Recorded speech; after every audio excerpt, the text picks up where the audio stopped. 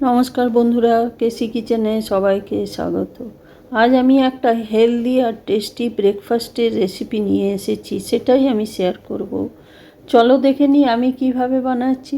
দেখো, আমি এই কাপের 2 কাপের মতো চাল নিয়েছি। 1 কাপ আমি প্রথমে ঢেলে দিয়েছি, তারপরে আরেক কাপ ঢেলে দিলাম। 2 কাপ চালের সাথে আমি 1 কাপ ছোলার ডাল, মানে চানা ডাল যেটা, সেইটা আমি নেব। চানা ডাল নেবার পরে দেখো, 1 চামচের মতো আমি মৌরি নিয়েছি আর 1 চামচের মতো আমি গোলমরিচ।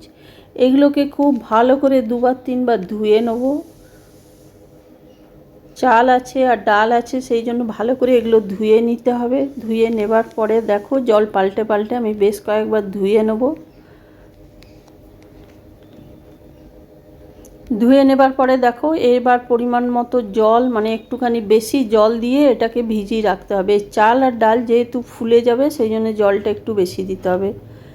দিয়ে আমি পুরো রাত ভোর এটাকে ভিজিয়ে রেখে দিয়েছিলাম। তারপরে দেখো, সকালে উঠে আমি দেখাচ্ছি। আমি এটা ব্রেকফাস্টের জন্য বানাচ্ছি, সেই জন্য এটা রাত্রেবেলায় ভিজিয়ে রেখেছিলাম। দেখো, আমার সম্পূর্ণ ভিজে গেছে। ভিজে যাওয়ার পরে আমি একটা মিক্সির জারের মধ্যে এগুলোকে তুলে নেব। তোমরা তো নানা রকম ব্রেকফাস্ট খেয়ে থাকো বা বানিয়ে থাকো, একদিন এইভাবে বানিয়ে দেখো, খুব ঝটপট এটা হয়ে যায়। বাচ্চাদের টিফিনে বা স্কুলের খুব তাড়াতাড়ি হয়ে যায়। তারপরে দেখো, ওটা আমি পিষে রেখে দিলাম। তারপরে এদিকে একটা ক্যাপসিকাম, একটা পেঁয়াজ, একটা গাজর কেটে নিয়েছি খুবই ছোট ছোট করে। তারপরে একটা বাটির মধ্যে এগুলো পরিমাণ মতো আমি নিয়ে নিলাম। যতটা আমার দরকার ততটাই আমি নেব। তার সাথে আমি কয়েকটা কাঁচা লঙ্কা দিয়ে এগুলোকে নুন দিয়ে বেশ করে মাখিয়ে নেব প্রথমে। তোমাদের কাছে যে যা যা সবজি থাকবে সেগুলোও তোমরা দিতে পারো। আমার কাছে এইগুলো ছিল, আমি এইগুলোই দিয়েছি। তারপরে দেখো, ওইদিকে নুন মাখিয়ে রেখে দিলাম। রেখে দিয়ে ব্যাটারটাকে দেখো আমি কীরকম ব্যাটারটা আমি তৈরি করেছি। এতটাই জল দেবে বা এইভাবে জল দেবার সেরকম প্রয়োজন হয়নি, ওইটাতে চাল আছে যেহেতু। আর চালটা আমি আতপ চাল দিয়েছি, তোমরা যে কোনো চাল দিতে পারো। এইবার আমি এটার মধ্যে 1 চামচের মতো নুন দিয়ে দিলাম। নুন দিয়ে দেওয়ার পরে দেখো, বেশ খানিকক্ষণ ধরে এটাকে ফেটিয়ে নিলাম। ফেটিয়ে নেবার পর এইদিকে আমি একটা ফ্রাই প্যান চড়িয়ে তার মধ্যে খুবই সামান্য তেল ব্রাশ করে দিলাম। এটার মধ্যে ভীষণ কম তেলের মধ্যে এটা হয়ে যায় আর খেতে অসম্ভব ভালো লাগে। বাচ্চা বড় প্রত্যেকেই এই ধরনের বানিয়ে দিলে পছন্দ করবে। তারপরে দেখো, এটা ঠিক ডোসার মতো করে এটাকে ছড়িয়ে দিলাম আমি। ছড়িয়ে দেওয়ার পর ওইদিকে যে আমি গাজর, ক্যাপসিকাম আর পেঁয়াজটা আমি কেটে রেখেছি, সেটা আমি ওপরটা কাঁচা অবস্থাতেই এটাকে দিয়ে দিতে হবে। তাহলে কি হবে, এটা পুরোভাবে সেট হয়ে যাবে। দিয়ে দেওয়ার পরে দেখো, আমি একটুখানি দেবে দেবে দিচ্ছি। তারপর ওপর থেকে আমি একটুখানি ধনে পাতাও কেটে রেখেছি, সেটাও আমি ছড়িয়ে দিলাম। তারপরে একটুখানি ওই কাশ্মীরি লঙ্কার গুঁড়ো বা যে কোনো গরম মশলাও দিতে পারো। তো আমি কাশ্মীরি লঙ্কার গুঁড়োটা হালকা করে ছড়িয়ে দিলাম। ছড়িয়ে দেওয়ার পর দেখো, ওপরে তেল দিয়ে এটাকে আমি উল্টে দিলাম। যখন এটা হয়ে যাবে তখন ওপর থেকেই বোঝা যাবে যে হ্যাঁ, এর নিচেটা হয়ে গেছে, কেন কি ওপরটা একটু শুকিয়ে শুকিয়ে আসবে। এইভাবে মিনিট কয়েক ধরে এটাকে উল্টে পাল্টে ভালো করে ভেজে নিতে হবে।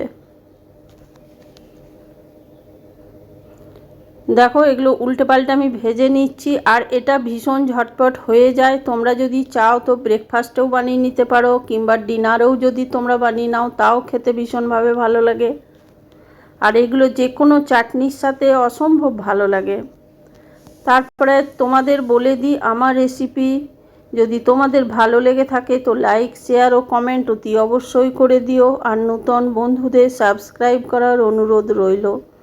দেখো, আমার সম্পূর্ণরূপে উল্টে পাল্টে আমি বেশ খানিকক্ষণ ধরে ভেজে নিলাম। এটা ভাজা হয়ে গেছে, এটা এবার আমি তুলে রেখে দিলাম। দেখো, আমি আরেকটা ভেজে দেখিয়ে দিচ্ছি।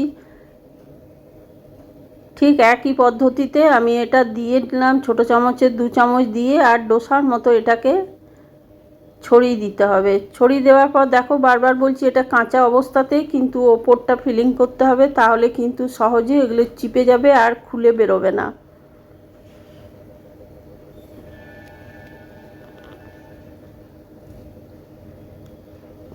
আর এটা ভীষণ হেলদি আর টেস্টি তো বটেই, তার সাথে ভীষণ হেলদি।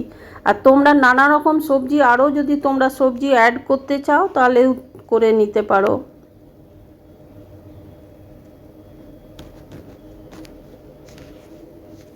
দেখো নিচেটা যখনই হবে তখনই ওপর দিকটা শুকিয়ে শুকিয়ে আসবে।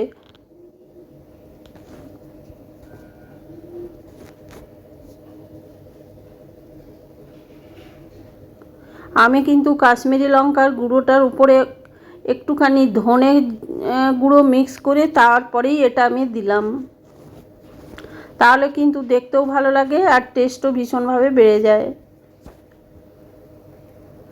দেখো এটাও আমার হয়ে গেছে, নিচের দিকটা হয়ে গেছে। আমি এবারে উল্টে দিলাম, একটা একটা করে আমি সবগুলোই ভেজে নেব।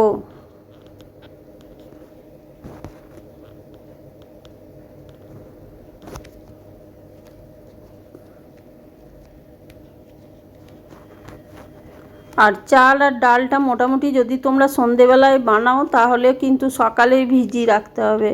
দেখো সবগুলো আমার হয়ে গেল, একটা একটা করে উঠিয়ে আমি একটা প্লেটে চাটনির সাথে সার্ভ করে দিলাম।